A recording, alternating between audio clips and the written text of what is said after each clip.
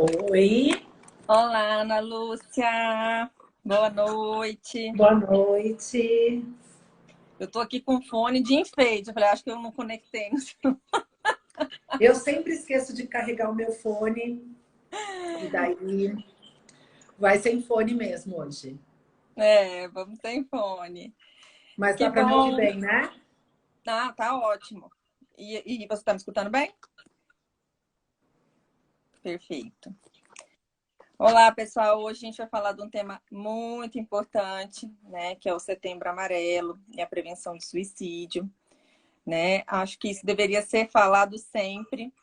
Mas que bom que existe um mês do ano que isso vem mais à tona para a gente poder discutir, para a gente poder desmistificar, para a gente poder incentivar as pessoas a procurar ajuda na psiquiatria, né? Porque é sabido que 90% dos pacientes, das pessoas que tiveram alguma tentativa de autoextermínio no último ano, assim, a cada ano, tinha algum transtorno na psiquiatria, né? E 95% das pessoas que conseguiram efetivamente o suicídio tinham algum transtorno na psiquiatria. Então, quer dizer, tem muita chance de ser prevenida, de ser evitada, né? E quanto mais a gente falar de uma forma saudável sobre os transtornos da psiquiatria, sobre como ajudar essas pessoas que sofrem, quando mais a gente dá liberdade para elas verbalizarem o sofrimento, né? Provavelmente muitos casos serão evitados, né, Ana Lúcia? Exatamente. E daí entra a questão de falar sobre suicídio, né? Que eu acho que é tão importante, exatamente pelo que você disse, que muitas vezes dá para prevenir o suicídio. E daí é tão importante a gente falar e também que as pessoas possam entender como podem ajudar alguém nessa situação, que quem está passando por isso deve pedir ajuda, porque isso vai passar. Uhum. É uma coisa que eu costumo falar para os pacientes quando eles vêm e verbalizam, né, algum pensamento de morte, né? Uma coisa que eu gosto sempre de fortalecer com eles é que os problemas eles são provisórios, né? E que não adianta, que é muito importante a gente entender que não é bacana, né, a gente tomar uma atitude definitiva para problemas que são provisórios, né? Então, existem outras formas para a gente lidar com esses problemas, né? De uma forma mais saudável, né? Seja conversando com as pessoas mais próximas, ou, inclusive, se não tem essa facilidade de conversar com pessoas próximas sobre o assunto, procurando, né, a ajuda do psiquiatra, do psicólogo ou do próprio CVV, né, que é o Centro de Valorização da Vida, que está 24 horas por dia Faz um funcionando. trabalho incrível. Incrível, né? Então, é importante a gente realmente pedir essa ajuda, né? Eu acho que é importante falar, né? Parece que ai, não acontece, não é verdade. Tem estimativas que falam em mais de 800 mil mortes por suicídio por ano, né? Uhum. Aquela coisa de que a cada 4 segundos alguém tenta suicídio. Então, Uhum. é um assunto muito importante, não é uma coisa infrequente, né? Então, vamos falar sobre isso para tentar desmistificar e tentar ajudar. Eu acho que essa é a importância. Eu acho que a prevenção tem que ser sempre, né? Não é só em setembro, mas eu acho que em setembro é um mês específico que a gente, assim como outubro tem a questão do câncer de mama, acho que setembro vamos falar sobre o assunto para tentar ajudar. Isso. Justamente porque tem prevenção, justamente que tem formas da gente evitar que isso aconteça, né? Que a pessoa, ela realmente, ela não está sozinha, tem várias formas dela pedir ajuda, né? Também a gente vai abordar aqui essa questão de como é você que está percebendo que tem alguém que está mais quieto, mais isolado, né? Mais triste, né, tem tido uma mudança de comportamento, como você pode ajudar essa pessoa, né? Não é que você vai trazer toda a solução para ela, mas só de, às vezes, você perguntar para essa pessoa como ela está, em que você pode ajudar, né? Já pode vir à tona para ela a questão de alguém se importa comigo, né? Que é algo muito frequente no paciente com pensamentos suicidas, né? Essa ambivalência, né? Do que me faz viver e os motivos que eu tenho para morrer, né? Então, nenhum suicida, nenhuma pessoa que tem pensamentos de suicídio, ela definitivamente está marcada para fazer isso, né? Ela realmente ela pode mudar de ideia.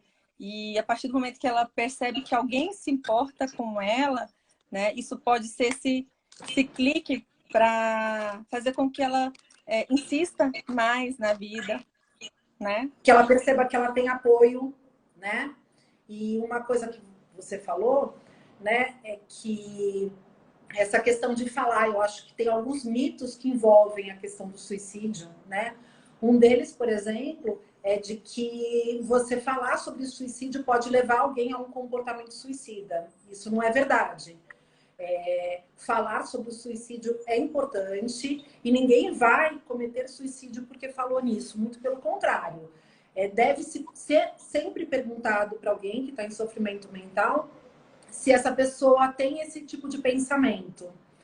E às vezes, quando a pessoa manifesta um pensamento, nossa, eu queria morrer, eu tenho vontade de sumir, eu preferia que tudo acabasse, a tendência, né, não é por mal, mas eu acho que muitas vezes as pessoas não sabem como lidar com isso e acabam dizendo, não fala sobre isso, para, não, muda de assunto, né? Para de pensar em relação a isso. E não é isso que vai fazer com que a pessoa pare de pensar, mas ela vai parar de falar e de expressar o sofrimento que ela está tendo em relação a isso. Então, falar sobre suicídio, perguntar se a pessoa tem pensamentos de morte é extremamente importante. Com certeza. E justamente quando a pessoa se sente confortada, se sente entendida, se sente acolhida, né? Quando ela bota para fora, né? Isso é recebido sem um estardalhaço de que, meu Deus, você tem tudo e você pensa nisso, né? Quando ela realmente é entendida na dor dela por inteiro ali, né? Ela pode até refletir sobre essa decisão que ela tomou, né? Porque ela vai se sentir acalentada, que ela vai se sentir amada, ela vai se sentir parte de um todo, né? Então, realmente, é um mito isso, né? E além de ser um mito, essa questão de que a pessoa que quer se matar, ela faz, não avisa, né? Quem quer se mata logo, não avisa. Isso não é verdade, né, Ana Lúcia? A grande maioria das pessoas que efetivamente cometem o suicídio já tentaram anteriormente, né? Então, inclusive, isso é um fator de risco, né, para que o suicídio realmente aconteça, né? Já tem tido outras tentativas, então precisa ser validada, precisa ser acolhida, precisa ser entendida, né? Porque a maioria já até uma questão que se fala muito. A pessoa que tenta suicídio, na verdade, muitas vezes ela não quer morrer, ela quer acabar com o sofrimento, né? Só que muitas vezes ela não tem condições de acabar com esse sofrimento sozinha, né? E acha que às vezes é um extremo muito grande de tudo ou nada, né? E quando você acolhe e mostra outras possíveis saídas para essa pessoa, né? É um clique que realmente faz ela mudar de ideia, né? E quando a pessoa for falar um pouco na depressão, né, que é uma das principais doenças aí relacionadas ao suicídio, a pessoa muitas vezes tem uma distorção cognitiva, ela enxerga as coisas de uma forma em que parece que nada tem saída, que aquele sofrimento é interminável, que nunca vai melhorar. Então, tem essa distorção e muitas vezes as pessoas falam, olha, você tem filhos lindos, você tem sua profissão, e isso faz com que a pessoa ainda se sinta mais culpada, como se eu não estou conseguindo sentir prazer, eu não estou conseguindo cuidar, eu não estou sendo boa o suficiente. E daí o sentimento de culpa, que já é muito presente na depressão, fica ainda mais intensificado, né? É aquilo que até pontei. 90 a 95% das pessoas que tentam ou que conseguiram efetivamente o suicídio, né, tem algum transtorno psiquiátrico. A depressão é o principal deles, né? Existem outros como o transtorno bipolar, né, os transtornos de personalidade, o abuso de substâncias, a esquizofrenia, né? São algumas das patologias que estão mais envolvidas com essas tentativas.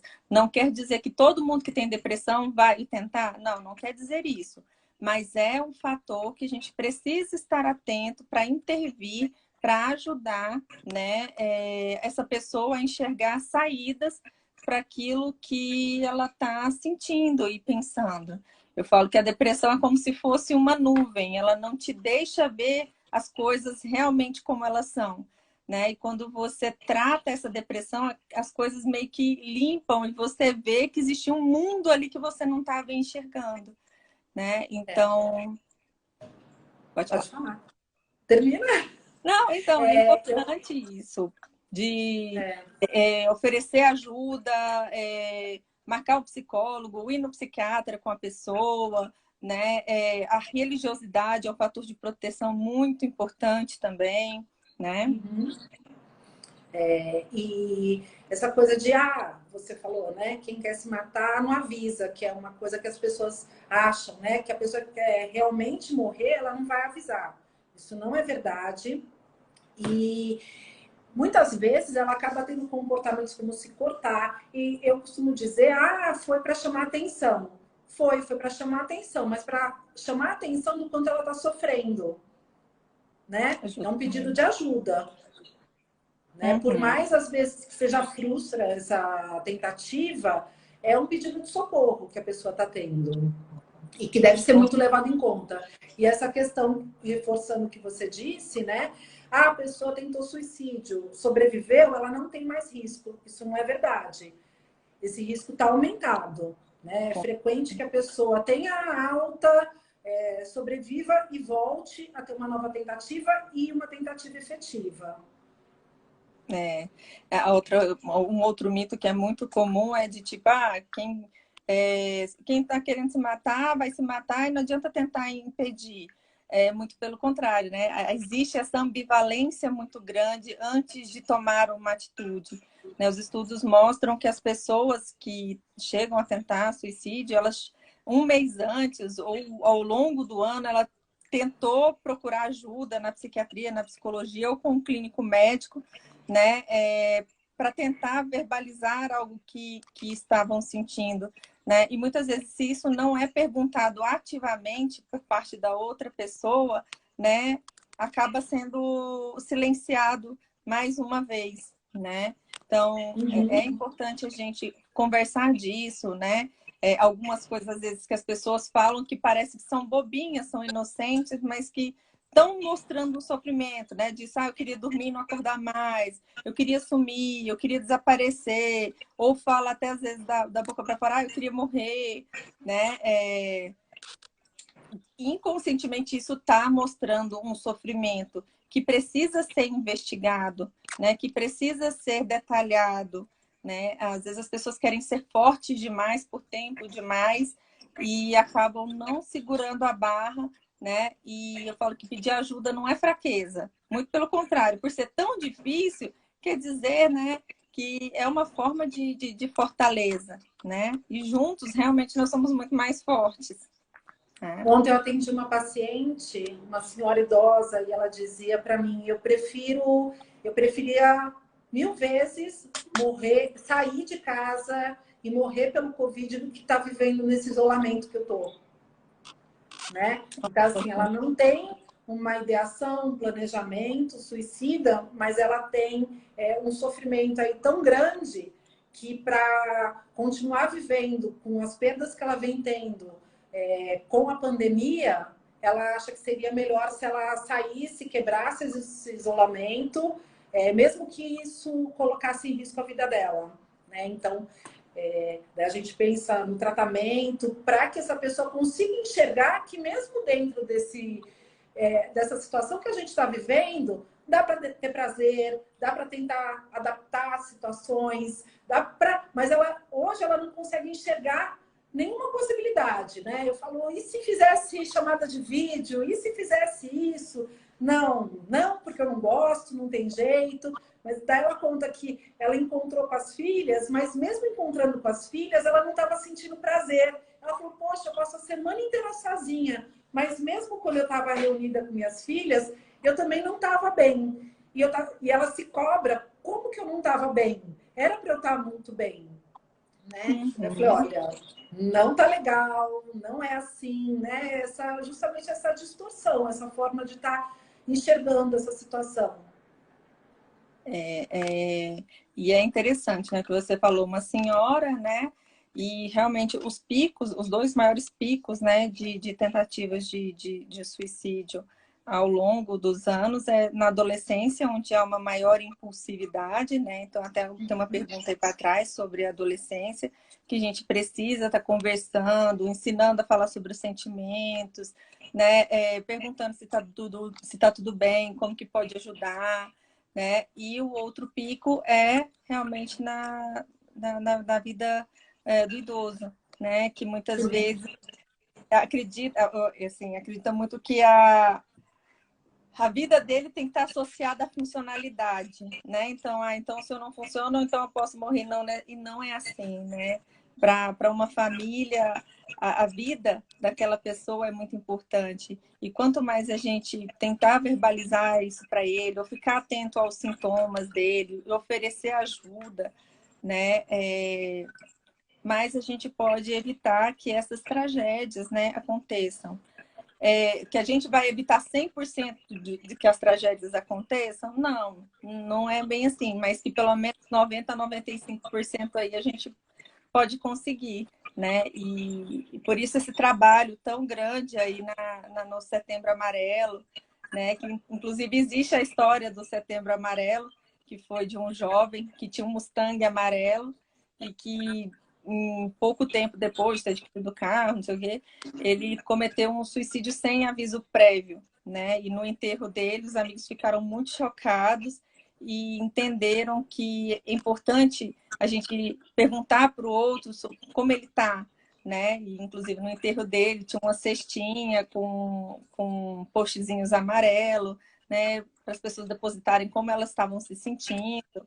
E aí veio à tona aí essa programação do Setembro Amarelo em homenagem a esse jovem e que tem sido disseminado cada vez mais, porque realmente as pessoas, eu falo que a tecnologia ela veio para facilitar a vida, mas ao mesmo tempo tem feito a gente ser escravo de cada vez mais, trabalhar mais, fazer mais, achar que a vida é só funcionalidade, né? Eu acho que é importante falar no idoso também algumas situações que colocam o idoso também mais em risco, que é a perda de parentes, principalmente a perda de um cônjuge, a presença de doenças clínicas, né? A questão de se sentir um fardo, de sentir que é um fardo para a família, que está sobrecarregando a família, também são situações aí importantes de serem consideradas em idosos, né? Então, são situações de alerta. Uhum, com E o certeza. jovem, essa questão da impulsividade, né? Eu gosto sempre de contar casos que eu acho que ilustram. Eu sempre quis ser psiquiatra, eu fiz medicina para ser psiquiatra. Duas. E em todos os estágios da faculdade, eu sempre acabava pegando casos da psiquiatria, né? Quando eu passei pela cirurgia, tinha uma menina de 15 anos que, depois de um rompimento de um namoro, ela fez uso de uma substância e daí teve uma série de complicações. Então, era uma menina de 15 anos com uma tracostomia, ela fez derrame pleural, uma série de consequências e que foi uma coisa impulsiva. Então, no adolescente, a gente tem que também ter muita atenção à questão da impulsividade do adolescente. Tem um filme, um documentário, que sumiu da Netflix, mas eu acho que dá para encontrar fora da Netflix, chamado Not Alone, que é um documentário americano de uma menina de 18 anos que ela perde a melhor amiga por suicídio. E que daí ela passa a entrevistar outros adolescentes que passam a falar sobre esses sentimentos, sobre comportamentos de autolesão, de se cortar, né? E falando sobre o sofrimento deles em relação a isso. É um documentário fantástico, assim, é muito bacana porque ela pensa o que eu poderia fazer de diferente, né? Será que eu poderia ter feito alguma coisa? E daí a culpa não cabe. Eu acho que a gente sempre faz o melhor que a gente pode, Com mas certeza. também quanto mais conhecimento, talvez a gente possa fazer melhor. Justamente, acho que é isso que vem à tona no Setembro Amarelo, né? Até então, quando o assunto era um tabu, ninguém sabia como lidar com isso, ninguém sabia como abordar esse assunto, ninguém sabia que podia fazer a diferença na vida do outro, né? E a partir do momento que vem o Setembro Amarelo, com todas essas orientações, com todas essas sugestões, isso dá realmente um repertório para as outras pessoas que não estão passando por esse pensamento, né, estar atento, né, e poder ajudar da forma que pode, né? E é justamente isso que você falou. É importante a gente também falar sobre os sobreviventes do suicídio, né? Que são as pessoas que ficam, que são muito próximas àquela pessoa que se suicidou e como elas ficam depois, né, de que acontece o suicídio de alguém querido. Né? Pelo menos 6 pessoas acabam tendo um impacto muito grave a partir do suicídio de outra, né? Então, isso muitas vezes não é falado, né? Então, muitas vezes a gente até utiliza, né, Ana Lúcia, não sei se você no consultório, esse gatilho aí para segurar a pessoa, né? Do tipo, e se fosse uma pessoa que você amasse muito e fizesse isso, como que você se sentiria? Né? Então a pessoa começa a se conectar com o outro e falar, não, realmente, né? Eu vou tentar viver, nem que seja por essa pessoa, nem que seja para fazer a diferença na vida dessa pessoa, né? Então, a depressão é essa nuvem que não te faz enxergar e quando você mostra, né, algo que está ali por trás dessa nuvem, né, pode realmente dar forças para continuar, né? E a questão de a pessoa, um dos fatores de risco, né, são pensamentos ou sentimentos de desesperança, né? Eu, pelo menos, assim, percebo muito isso no consultório, né? De que quando você fala para a pessoa, olha, eu entendo o que você está sentindo, mas isso que você está sentindo vai passar, né? Isso Porque tem tem tratamento. tratamento, tem como te ajudar. Em geral, a pessoa sai meio que não acreditando, mas a pessoa quer essa ambivalência, né? De não tem jeito mesmo, mas eu vou tentar. E se a gente agarra nesse, vamos tentar, eu tô aqui do seu lado e a gente vai tentar junto. E depois a pessoa retorna e fala, poxa, né? Tem solução, é possível. Então a questão da desesperança é um fator de risco e é muito importante esse apoio, assim, de estamos juntos, existe sim solução, né? Existem pessoas, existe uma rede, existem pessoas que se preocupam com você, né? Uhum. Você falando isso, e até assim, extremamente emocionante para a gente como psiquiatra, quando esses pacientes chegam no consultório achando que não tem saída, que é o fim do mundo, que não adianta mais, mas eles tentam até por você, pela forma como você coloca, né, que juntos a gente vai sair dessa, né, tem tratamento, te garanto. E num outro segundo momento, quando eles voltam, falam, nossa, realmente você estava certa, valeu a pena. Nossa, não enxergava isso. Né? Um paciente meu uma vez até brincou, tinha que tirar uma foto da gente antes do tratamento e depois do tratamento. Né? Porque quando está realmente no fundo do poço, é difícil enxergar, né, que tem uma luz ali fora. Né? E quando você tem essa conexão com o paciente, quando você tem essa empatia, quando você realmente consegue entender a dor do outro, ele se entrega para realmente uma nova tentativa, mas uma nova tentativa realmente para valer a pena. E vale a pena, né, Ana Lúcia? Exatamente. Acho que é essa mensagem, assim, de que vale a pena. Eu conversei até com um paciente meu, semana passada, que eu atendi. Eu falei, eu posso contar seu caso? Porque eu acho que, assim, para mim, é uma história muito emocionante, me emocionou muito. E eu acho que passa exatamente a mensagem que a gente está querendo.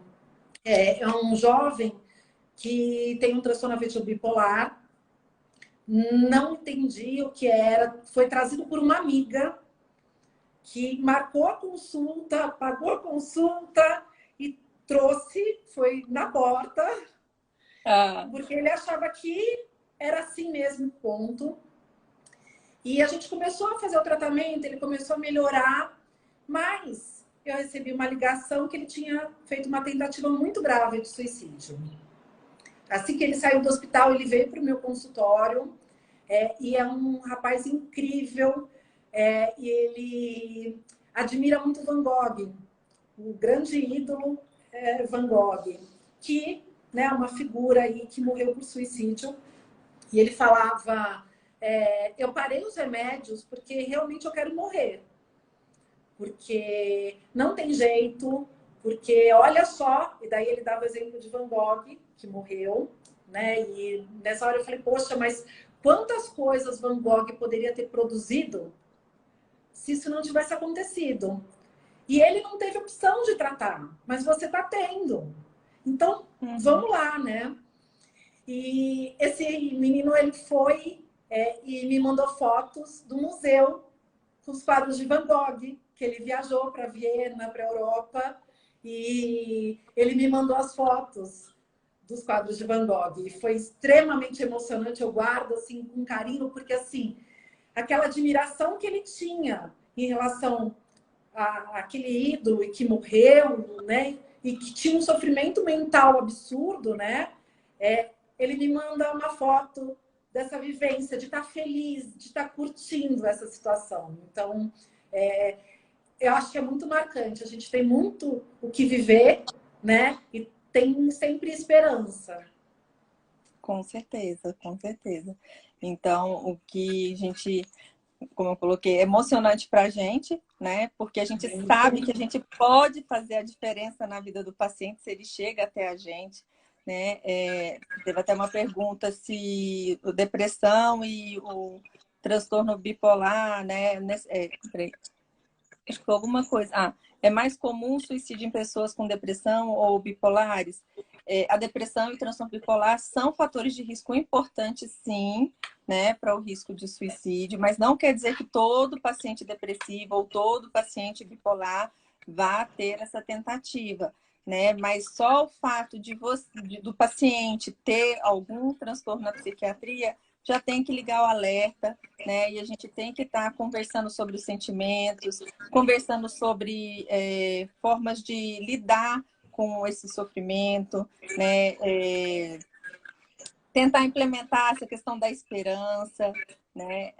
Porque normalmente eles respondem muito bem, né? E esses pensamentos acabam sendo realmente dissolvidos, né? Então, o transtorno na psiquiatria é um fator de risco, assim como tentativas anteriores de tentativas de suicídio anteriores aumenta o fator de risco, né?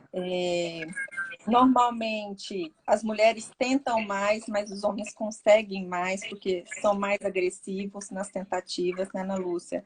Mas todos os dois estão sofrendo e precisam realmente ter esse sofrimento validado, entendido, conversado, tratado, né? Porque, como a gente disse, tem saída. A Thaís é minha cunhada, ela que perguntou. Uma das coisas, assim, o transtorno afetivo bipolar tem vários tipos e várias classificações, né? Uma das coisas que se discute muito é que tem um tipo específico, que é o episódio misto, que tem uma alta incidência de suicídio. Mas, não vou entrar nos pormenores, mas que tem um risco aumentado. E o que mais eu ia falar? A questão, você falou também de mulheres e homens. E eu acho que é importante, quando a gente fala de gênero, também falar que pessoas que têm orientações sexuais LGBT têm um risco maior. Pacientes transgêneros têm um risco muito maior de suicídio, né? E daí tem muito relação com a questão do suporte social. Então, o quanto isso é importante de ser falado, né? De ter atenção e acolhimento sempre. Com certeza. É importante porque às vezes, muitas vezes eu converso até com alguns pais cujos filhos assumiram, né, a sexualidade, né? E alguns pais vêm às vezes revoltados e falam assim, você não imagina o quanto foi sofrido para essa pessoa conseguir verbalizar, né, a opção não, né, a sexualidade dele. Né? Então, passou por muito sofrimento, passou por vários questionamentos, né? O quanto essa pessoa vai sofrer, né, por estar verbalizando isso, mas como ela estava, provavelmente estava muito pior, né? Então, não é uma escolha, né? Se alguém vai escolher alguma coisa, a gente vai escolhendo sofrer, né? Então, não é uma escolha, porque definitivamente aquilo estava muito mais latente e fazendo ele sofrer muito mais do que chegar, verbalizar e, a partir dali, assumir que tiver que vir à tona para ele ou ela, né? E daí, Então, eu acho que assim, muitas vezes os pais, né? Não é fácil. Culturalmente, eu acho que a gente vem numa transição social e muitas vezes eu vejo o pai sofrendo, né? Mas eu acho que é sempre acolher, sempre amar, né? Respeitar e entender que quanto mais acolhida a pessoa se sente, menor o risco dela ter sofrimento, dela adoecer, dela ter risco de suicídio. Então, é super importante, eu acho, a gente ressaltar que, assim, as mulheres tentam 3 vezes mais que os homens, mas, assim, a população LGBTQIA+, tem um risco aumentado e a gente tem que estar alerta a isso e respeitar e assim acolher. como, assim como a população médica, né? Nós, médicos, apresentamos um risco muito maior do que a população geral para tentativa e risco de suicídio, né? E isso é uma coisa muito pouco falada. Às vezes os médicos eles têm a sensação de que conseguem resolver tudo, que precisam dar conta de tudo e esquecem de cuidar de si próprios, né? Existe um estudo mostrando que as mulheres médicas se suicidam, têm tentativas de até 227% vezes a mais do que as mulheres da população geral, né? E muitas vezes tem esse medo, a vergonha, a sensação de que vai ser julgada pelo colega se for procurar ajuda, né? E não é. Nós ali, muitas vezes, quando os médicos vêm, consultam, eu falo assim, olha, aqui eu estou te enxergando como pessoa. A sua profissão não te define, né? Eu quero entender o que tem essa pessoa por trás dessa profissão, o que tem essa pessoa que está sofrendo, como posso te ajudar a minimizar, a flexibilizar, né? Até às vezes as metas gigantescas que essas pessoas acabam se colocando e são impossíveis de alcançar, né? Teve uma pessoa aqui, a Kátia, que falou, perdemos um primo há um mês atrás nessa situação, mas não identificamos esse perfil suicida. Como identificar? Como ajudar? Quer falar? Então, nem sempre é possível, né? Então, a gente falou em prevenção, mas não dá para prevenir 100%.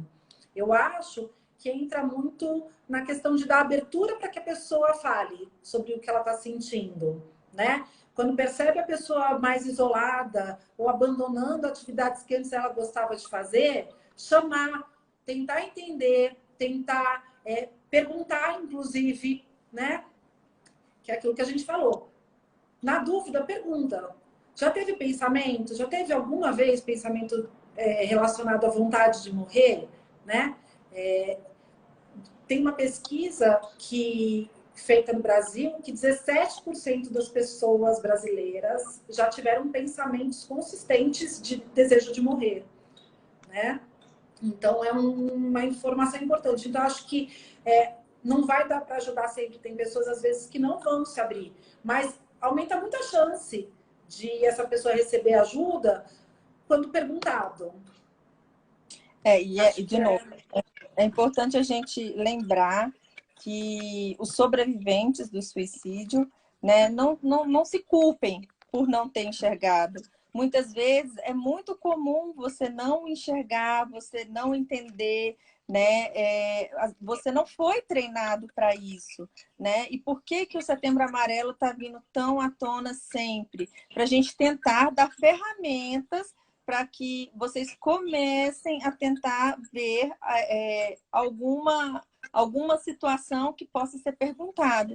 Mas de forma nenhuma foi culpa de alguém não ter perguntado, né? Até o que a Marília, né, nossa querida professora aí, falou, o suicídio ele não é uma escolha, é uma decisão que foi elaborada por muito tempo, não foi assim, de agora para amanhã, né? Foi uma coisa que foi naquela questão da ambivalência, pontuando, né? E quando acontece é porque realmente já foi uma decisão consistente, né? Muitas vezes até nós, psiquiatras, quando a pessoa já está com a decisão muito bem definida, né?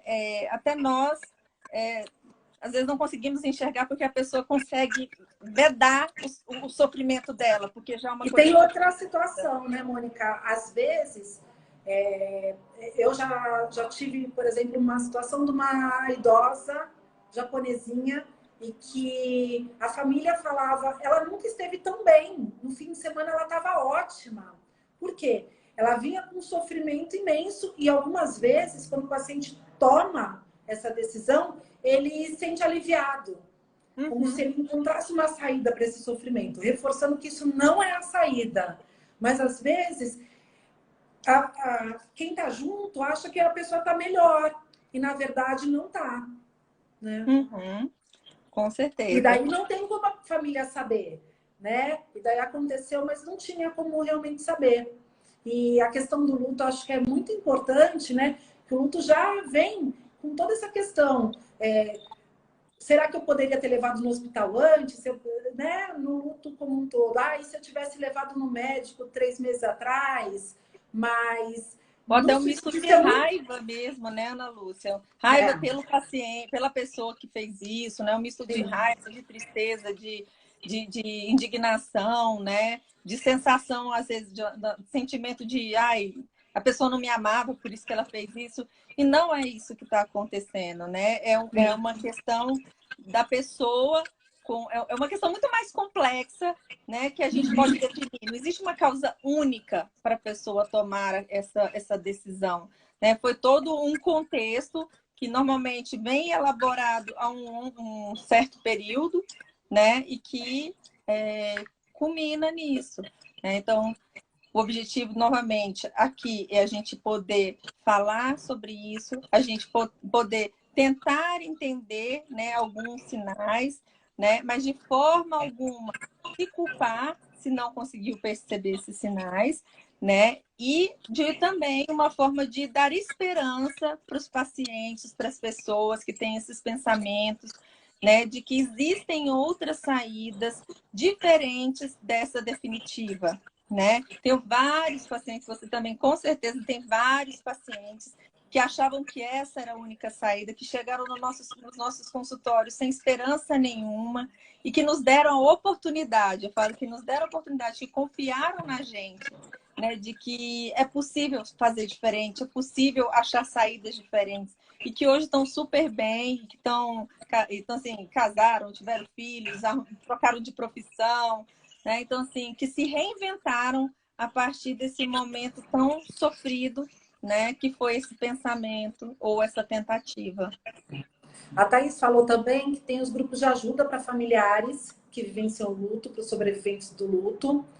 E eu tenho um livro que é muito bacana, que é sobre isso, chama Sem Tempo de Dizer Adeus, que fala exatamente a história de uma mulher o marido dela era médico e ele se suicidou. E ela escreve esse livro falando exatamente sobre a questão do luto. Do isolamento que ela sentiu depois da morte do marido, que ninguém quase foi ao enterro, que as pessoas não ligavam, que ela sentia uma culpa imensa em relação a isso, e daí com esse afastamento das pessoas, ela sentia que eles culpavam ela por não ter identificado os sinais de que isso iria acontecer. E ela falou quanto foi difícil procurar um grupo de apoio, mas o quanto ela se sentiu acolhida nesse grupo por pessoas que vivenciavam a mesma dor que ela, né? Porque acho que as pessoas no todo, na abordagem dessa pessoa que perdeu um familiar por luto, acabam também se afastando, não perguntando, é aquela coisa, aquele não vamos falar sobre isso, né? E é importante falar. E quanto menos se fala sobre isso, mais aumenta o sofrimento, mais aumenta os pensamentos irracionais de culpa, né? Aumenta mais essa tristeza, e inclusive aumenta também o risco de suicídio nessa pessoa sobrevivente ao suicídio, né? Existem vários estudos mostrando isso, né? Que a tentativa de suicídio, os pensamentos de suicídio, ela tem tanto um caráter um pouco genético, mas também muito ambiental, né? Então, familiares que perderam alguém pelo suicídio têm um risco aumentado também, né? Para essa tentativa, e também precisam ser escutados, também precisam ser cuidados, também precisam de tratamento, que seja com psiquiatra, com psicólogo, que seja com um grupo onde ele possa verbalizar sem se sentir julgado, né? Então... E reforçar, a gente falou de alguns fatores de risco, né? A questão da idade, questão de orientação sexual, a questão, enfim, de doenças clínicas. A questão também tem várias questões sociais. Então, pessoas desempregadas, pessoas sem rede de suporte social, pessoas que vivem sozinhas, estão em um risco aumentado. Eu acho que isso, eu até pesquisei essa semana, como ia ter a live até, e a gente está falando sobre isso, se tinha alguma pesquisa já relacionando o suicídio à questão do Covid. Ainda não existe, mas o que eles fazem, um estudo prospectivo, do quanto tem uma prospecção de maior risco de transtornos mentais e daí, consequentemente, um maior risco de suicídio nesse pós-pandemia. E acho que tem várias questões relacionadas a isso, inclusive a questão das perdas, né? Pessoas passando por desemprego, por questões de problemas financeiros. Eu acho que isso também é uma questão importante. Eu vi também As pessoas sozinhas em casa, né? Essa sensação de solidão. Eu vi uma pesquisa que o risco maior de suicídio é mais em pessoas que acabaram de perder o emprego do que pessoas que já vinham desempregadas, né? Porque o baque, né, muito grande, né, de você estar numa condição e vivenciar esse luto de perder o emprego é muito grande, né? E, consequentemente, de pessoas que se separam recentemente, que no último ano passaram por algum luto nesse sentido, né, acabam também tendo um risco aumentado. E não quer dizer que todo mundo que vai passar por isso tem esse risco. Não, é um fator de risco que a gente pode ficar atento, mas não necessariamente todo mundo que passar por alguma perda vai ter esses pensamentos, né? O objetivo aqui é que a gente pontue algumas situações para que a gente se cuide, né? E que a gente também perceba o nosso sofrimento quando a gente passar por umas situações dessa e procure ajuda, né? Como também estar atento ao outro que passou por um baque muito importante, de você às vezes perguntar, né? Se você perguntar ou você conversar com alguém próximo a ele para poder perguntar como que ele está se sentindo, como que foi isso, né? Se está precisando de ajuda, né? Às vezes mostrar para a pessoa o quanto ela é importante, né? O quanto ela é amada, né? Porque, como diz, a depressão, ela enviesa tudo, né? A pessoa que está deprimida, ela tem a sensação de que ela não é amada, de que ela não presta para nada, de que tudo que ela faz é errado. E não, isso é o viés da depressão, né? Então, quanto mais a gente verbaliza para essa pessoa que ela é importante, que ela é amada, que o valor dela não está na produção que ela exerce, né? Mas essa pessoa começa a botar naquela balança da ambivalência a vontade de viver, né? Inclusive tem uma mensagem de uma moça aí que ela sente vontade de morrer, sumir, nada faz sentido na vida, né? Então essa é a nossa mensagem para você também, Lenilda, né? No momento pode parecer que nada faz sentido, mas a gente te garante que tem um sentido maior, né? E que você pode ser ajudada, né? Que seja com a psiquiatria, seja com a psicologia, seja com o CVV, seja com os amigos, seja com a igreja, né? Quanto mais a gente está se conectando com outras pessoas hoje em dia pelas redes virtuais aí, né? Mais a gente vai ver sentido, mais a gente vai ter motivação e fortalecer mais essa questão de viver, né, Ana Lúcia?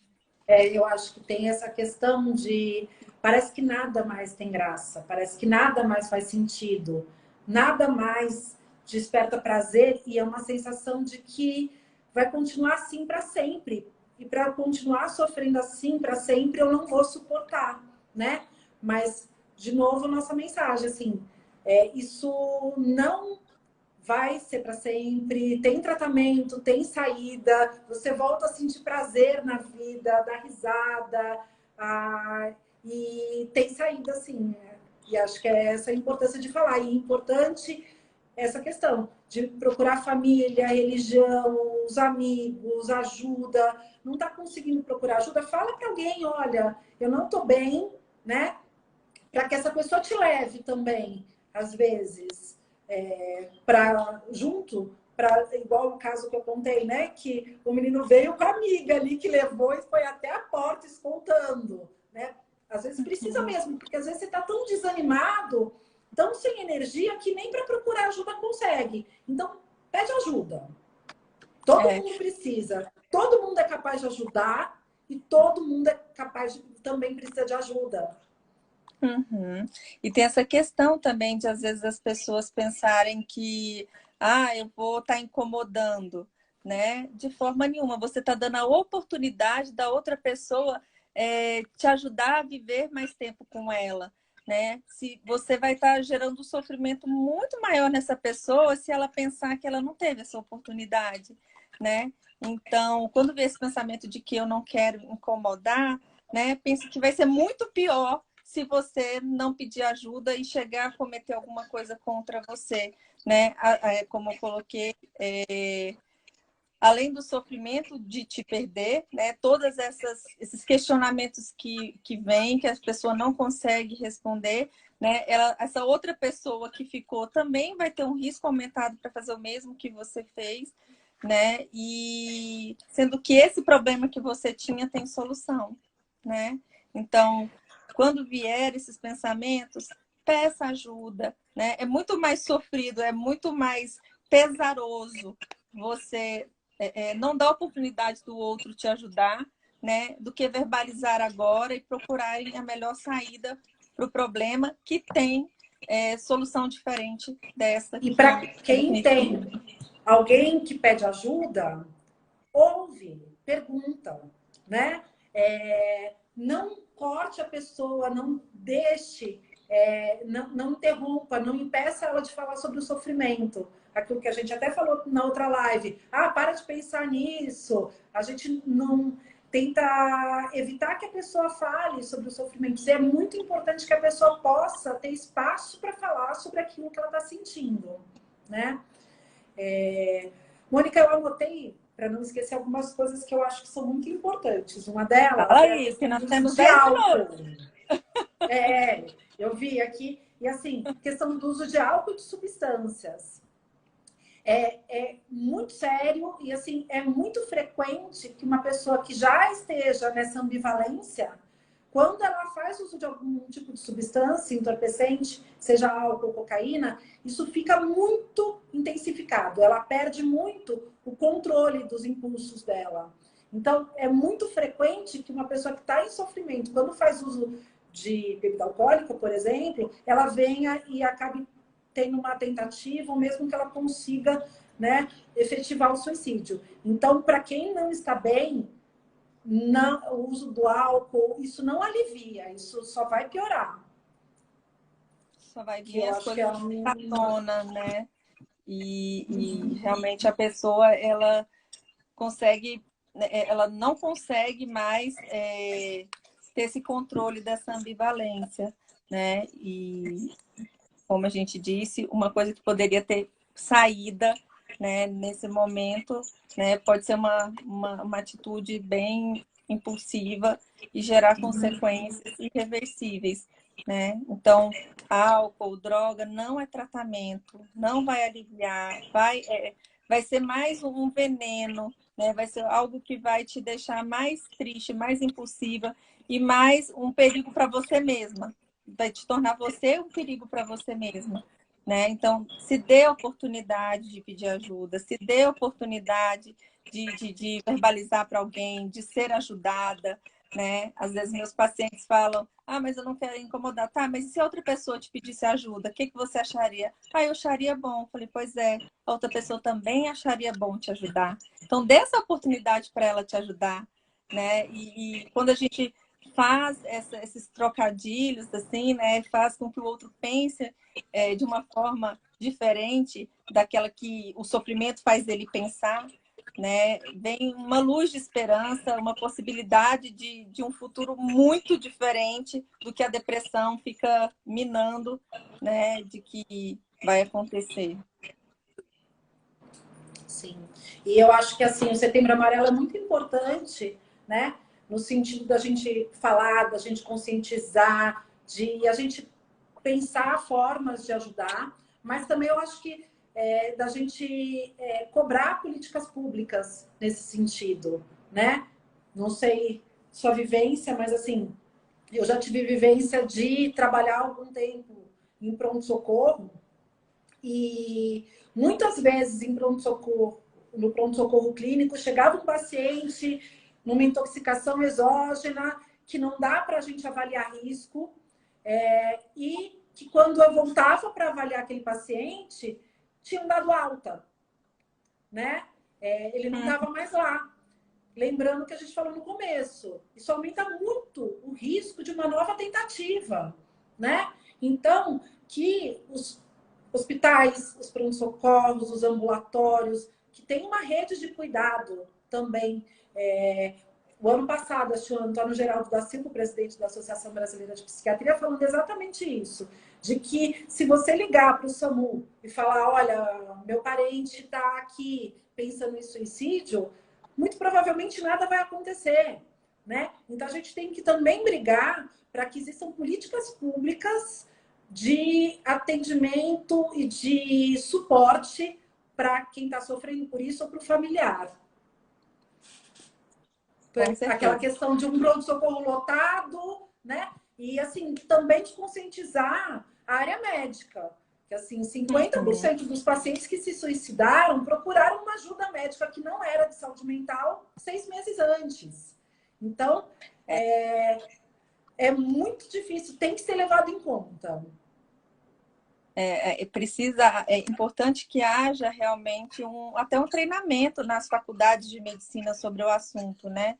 Porque na nossa época, quando a gente saiu da faculdade de medicina, muitas vezes os pacientes psiquiátricos eram, às vezes, até lidados de uma forma taxativa quando procuravam pronto-socorro e estavam em sofrimento e não tinha algo que era verificado em exame clínico, né? Então, isso tem melhorado muito nas faculdades de medicina, mas precisa ainda ser mais fortalecido, né? De como dar um tratamento mais humanizado, um tratamento mais acolhedor. Pode ser em menos tempo, mas validando o sofrimento do outro até para encaminhá-lo, né? De que a dor dele é real, que tem tratamento e que existem medicações para isso, existem vários pontos de apoio para isso, né? Ao invés de simplesmente Não, isso não é nada, vai para casa. Ah, é tanta gente aqui doente, né? Às vezes a gente observa, eu já vi isso de colegas clínicos, raiva daquele paciente, né? Então, assim, acho que é para conscientização de que para quem está sofrendo por isso, isso tem saída para as famílias de como ajudar nesse suporte para para os serviços de saúde e para os profissionais de saúde, que eu acho que a gente tem que se colocar um pouco no lugar e entender que aquilo é um sofrimento imenso, que aquela pessoa está sentindo a ponto de chegar a fazer aquilo. E que para a gente ajudar o outro, a gente precisa estar bem com a gente primeiro. Então, médicos, É. enfermeiros, profissionais de saúde, se não estão legais, procurem ajuda. Né? A sua dor também tem sofrimento e você não precisa acabar com a sua saúde para achar que está ajudando o outro. Né? Cuide de você, que o seu cuidado com o outro vai ser muito melhor também. Tá Sim. acabando, Ana Lúcia. Acho que a gente vai ter que fazer em Tá. breve uma live 2 em Se relação as ao pessoas tiverem assunto. dúvida, eu acho que é legal, assim, coisas que a gente ainda pode falar, porque tem muito assunto, né, para falar a respeito disso. A gente tentou pincelar, eu acho, algumas coisas que poderiam estar ajudando, mas se alguém tiver dúvida que a gente possa ajudar, eu acho que a gente está à disposição. E em breve, mais uma vez falando, daqui a pouco teremos o nosso Instagram juntas, né, Ana Lúcia? A gente vai mandar notícia para vocês. Estamos aí com algumas novidades em breve. Obrigadão pela participação de todo mundo. Obrigadão, Ana Lúcia, mais uma vez, por estar fazendo essa live aí. Foi Beijo ótimo. para todo mundo que estava presente, que acompanhou, e eu espero ter ajudado. Eu também. Que tudo tem saída. Eu falo que a gente só não tem saída para a morte, mas por restante tudo a gente tem. Então, Tem vamos aí. uma. Ah, Vou terminar com Paulinho Mosca, minha parte. pode, vai lá. Nós somos super fãs. Tem uma música dele que fala: para que morrer hoje se amanhã eu estarei melhor? Viver para sempre ninguém pode, o jeito é não ficar só. E eu acho que é isso, é não ficar só. Pede Que bacana. ajuda. Peçam ajuda. Um beijo para todo mundo. Obrigada aí pela presença de todo Beijo. mundo. Tchau, gente. Tchau, tchau, gente.